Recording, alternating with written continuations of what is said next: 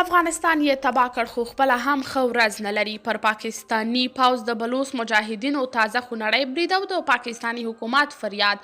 جزئیات هم دلته وګورئ او چینل سبسکرایب کړئ. د بلوچ ازادي غوښتونکو غورځنګ BLA ادعا کوي چې د دوی ځواکونو د پاکستاني پوځ پر 2 جلا بریدونو کې 3 پوځیان وژلي او 6 نور یې ټپیان کړي دي. د بلوچ پوځ ویان جهند بلوچ د سې شنبې په ورځ د اکتوبر په 8مه نیټه په یو بیان کې ویل چې د دوی ځواکونو په 2 جلا بریدونو کې د پوځ 3 افسران وژلي او 6 نور یې ټپیان کړي دي. جهند بلوچ وویل چې د پنجګور په سیمه کې د پاکستان د پوځ پر یو کامپ د دوی د ځواکونو په لومړي برید کې د پاکستاني پوځ 3 افسران وژل شوي او 4 نور ټپیان شوي دي. د بلوچ پوځ ویان زیاته کړه چې په دغه برید کې د دوی ځواکونو سپکې او درنې وسلې وکارولې او د پاکستاني پوځیانو پر پوستو برید شاوخوا 20 دقیقې دوام وکړ.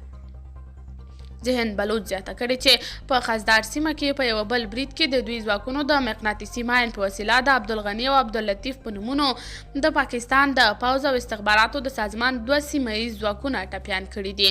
د بلوچ پوځ ویاند ویلي چې په دهم برید کې ژوبل شوي 2 کسان په خزدار سیمه کې د بلوچ ځوانانو په ورکېدو په پوځي عملیاتو کې برخه اخیستو د خلکو د ځمکو په نیولو او تښتولو کې ښکیل و.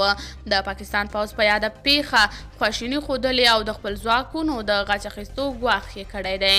په همدې حال یو شمېر افغانان وایي چې پاکستاني پوځ د خپل هیواد امنیت لپاره افغانستان تباه کړ خو د بلوچستانو او TTP وروستیو بریدونو ته په کتو ښکاري چې دوی هم ښه ورځ نه لري.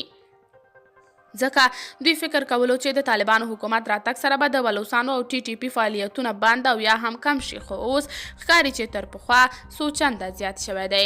تاسو په دې اړه څه نظر لرئ؟ کمنټ کې شریک، ویډیو لایک او چینل سبسکرایب کړئ.